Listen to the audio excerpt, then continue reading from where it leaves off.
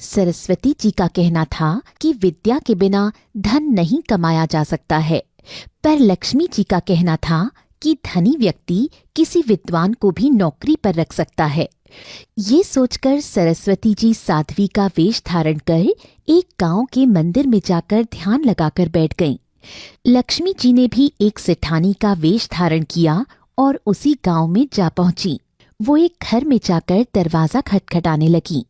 सरोज नाम की एक युवती बाहर आई तो लक्ष्मी जी बोली, मेरे पति इस गांव में व्यापार करना चाहते हैं। वो जब तक आते हैं तब तक क्या मैं तुम्हारे घर रह सकती हूँ? इसके बदले में मैं तुम्हें प्रचुर धन दे सकती हूँ। सरोज ने कहा, मैं सास और जेठानी को बुलाकर लाती हूँ, वही इस बारे में फैसला करेंगी। सरोज की सास बहुत सीधी थी, पर जेठानी संध्या बहुत ही चालाक थी। संध्या सेठानी को देखकर समझ गई कि उसके पास बहुत धन है। उसने धन लेकर सेठानी को रख लिया।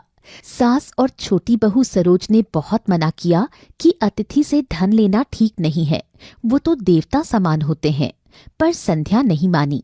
सेठानी 3 दिन तक वहां रुकी। हर दिन वो कुछ सोने के सिक्के संध्या को देती।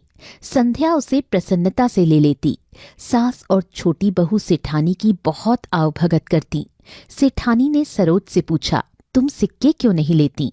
सरोज ने उत्तर दिया, मेरे माँ बाप ने मुझे ऐसे संस्कार दिए हैं कि मैं अपनी कमाई पर ही विश्वास रखती हूँ। यही बात सेठानी ने सास से भी पूछी। सास ने जवाब दिया, मुझे बचपन से यही शिक्षा मिली है, अतिथि देवो भव।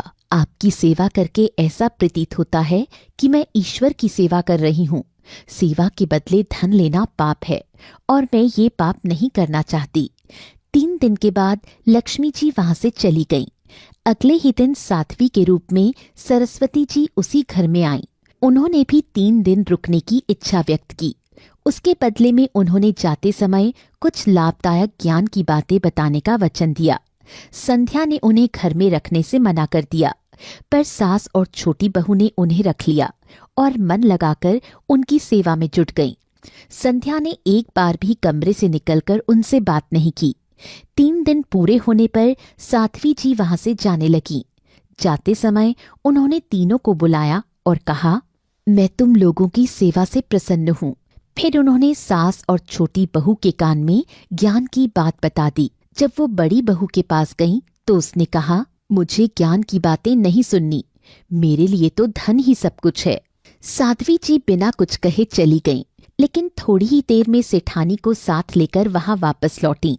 सेठानी ने कहा, छोटी बहू और उसकी सास ने स्वार्थ रहित होकर हमारी सेवा की, पर संध्या ने धन पाने के लालच से मुझे शरण दी, इसीलिए उसे उसकी सेवा का कोई फल नहीं मिला।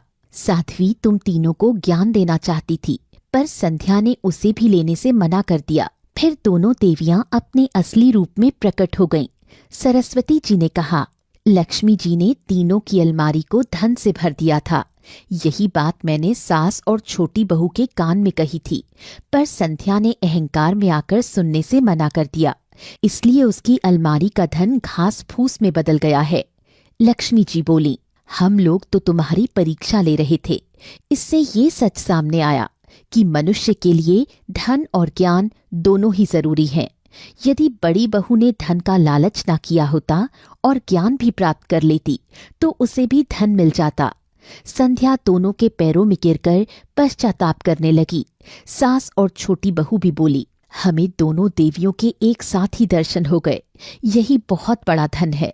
ये सुनकर सरस्वती जी और लक्ष्मी जी दोनों प्रसन्न हो गईं। उन्होंने बड़ी बहू की अलमारी भी धन से भर दी और वहां से अंतर्ध्यान हो गईं।